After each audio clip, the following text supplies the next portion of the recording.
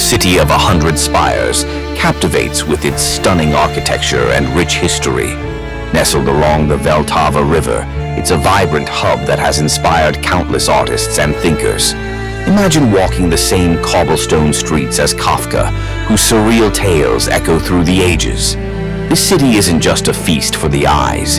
It's a gateway to Central Europe, making it easy to explore nearby Vienna, Berlin, and Budapest.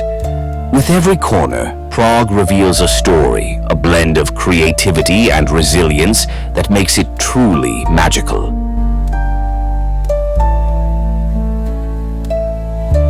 The Franz Kafka Memorial in Prague is a fascinating tribute to the legendary writer, perfectly blending surrealism and symbolism, much like his own stories. Located at the intersection of Dushny and Wiesenska streets in the Jewish quarter, this striking statue was created by Czech sculptor Jaroslav Rona in 2003. It features Kafka riding on the shoulders of a headless, handless figure inspired by his story, Description of a Struggle. Standing 3.75 meters tall and weighing 800 kilos, the bronze statue captures Kafka's themes of alienation and existential struggle.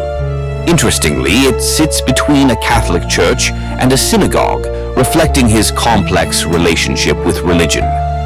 Kafka lived just across the street, walking this very neighborhood daily. If you're in Prague, this memorial is a must-see for anyone intrigued by the mysterious and profound.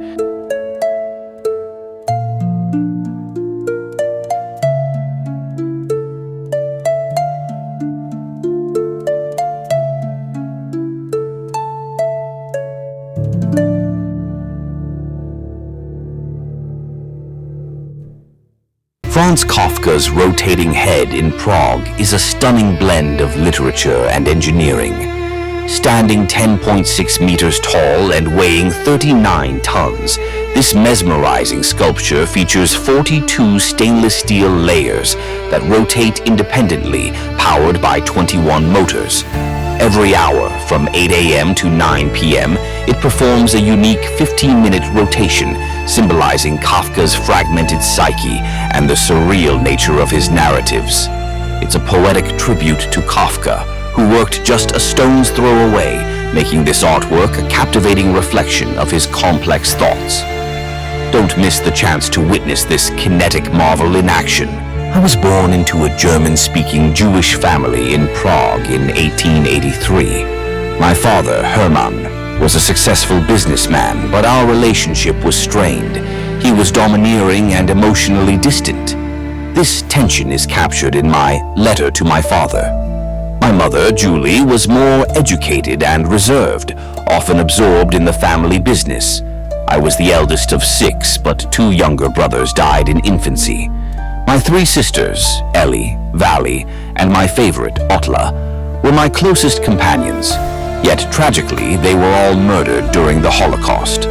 My family's Ashkenazi Jewish heritage, though I had limited religious education, subtly influenced my writing, reflecting themes of existentialism and alienation born from my emotional isolation.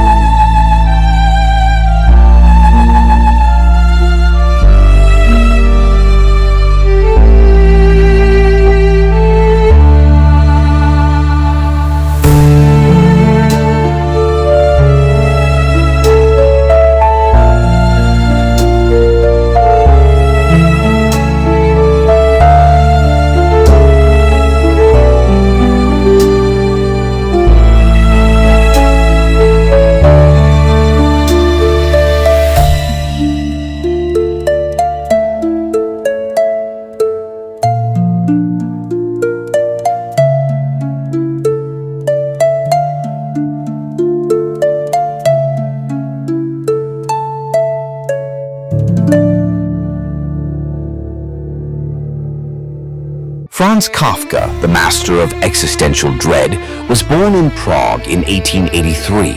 His works dive deep into the absurdity of life, creating the term Kafkaesque. Think nightmarishly complex situations that feel inescapable. In The Metamorphosis, a traveling salesman wakes up as a giant insect, blending grotesque horror with poignant reflection. Then there's The Trial, where a man faces prosecution by an unseen authority for a crime never revealed. And in The Castle, a land surveyor battles endless bureaucracy just to reach a mysterious castle. Kafka's themes of alienation and existential anxiety mirror his own struggles, making his legacy resonate across literature, philosophy, and even TikTok. If you appreciate the absurd, Kafka is a haunting yet profound companion. Imagine waking up in a world where every decision feels like a twisted game of chance. You're stuck in a maze of endless paperwork, each form leading you deeper into confusion. You call to cancel a subscription, only to be redirected to another department and another, until you're dizzy with frustration. This is Kafkaesque, a surreal nightmare where faceless authorities hold all the power, and you're left feeling powerless. Think of Joseph K. in The Trial, arrested without explanation, trapped in a system that defies logic. In today's digital age, algorithms decide our fate, making the Kafkaesque more relevant than ever. It's a chilling reminder of how absurd bureaucracy can be, leaving us in a state of surreal dread. Franz Kafka's life was a haunting reflection of his fiction, marked by familial tension and existential solitude. Born in 1883 to a domineering father, Hermann, Kafka grappled with fear and guilt, vividly expressed in his letter to his father. His romantic life was equally tumultuous. Engaged multiple times, he yearned for connection, yet feared it would stifle his writing. His relationships with Felice Bauer and Milena Hasenska were intense but ultimately unfulfilling. By day, he toiled at a soul-crushing job, but at night, he transformed his struggles into profound literature. Kafka's work resonates deeply because it captures the essence of alienation, the metamorphosis. Gregor Samsa's transformation into an insect symbolizes profound isolation. He's estranged from his family, his job, and even his own body. This mirrors Kafka's own feelings of detachment from his father and society's rigid expectations. In The Trial, Joseph K. embodies existential anxiety consumed by guilt for an unnamed crime, reflecting our tendency to internalize blame in the face of incomprehensible systems. Kafka's worlds are filled with absurd bureaucracies that highlight the dehumanizing effects of modern life. His characters navigate endless mazes of authority, where powerlessness becomes their identity. Kafka didn't just write about these themes, he lived them, infusing his fiction with haunting authenticity. Franz Kafka's themes resonate deeply in our hyper-connected world. Take The Metamorphosis. Gregor Samsa's alienation reflects our digital isolation, where curated online identities can fracture our sense of self. Then there's the workplace burnout Kafka critiqued. Today's gig economy often reduces us to mere productivity machines, echoing Gregor's obsession with work. And let's not forget bureaucratic absurdity. Kafka's nightmarish systems are alive in our customer service mazes and immigration processes, just like in Black Mirror or Brazil. His exploration of mental health and existential angst mirrors our struggles with anxiety and the search for meaning today. Kafka didn't just predict the future, he felt it coming. Imagine waking up one day as a monstrous insect, like Gregor Samsa in Kafka's The Metamorphosis. His first thought, not horror but panic over being late for work. This darkly comic twist reveals how deeply he's internalized his role as the family provider. As he transforms, so does his family's love, from care to resentment, culminating in violence. Gregor's alienation mirrors our own fears of being deemed worthless when we can no longer contribute. In the end, his death brings relief to his family, highlighting the chilling truth. In a world driven by productivity, our worth can vanish overnight. Kafka's surreal tale is a haunting reflection of our reality. Kafka's influence looms large in modern cinema, shaping films that delve into themes of alienation and absurdity.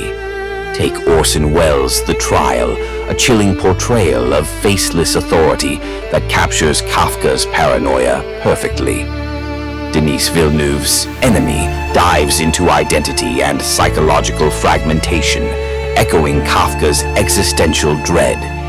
Ari Aster's Beau is Afraid presents a surreal journey through anxiety, mirroring Kafka's guilt-ridden characters. David Cronenberg's The Fly transforms a scientist in a grotesque metamorphosis, reminiscent of Kafka's own themes. Finally, Woody Allen's Shadows and Fog weaves a noir tapestry of suspicion and moral ambiguity, paying homage to Kafka's world. These films not only reflect Kafka's essence, but also resonate deeply with our contemporary struggles.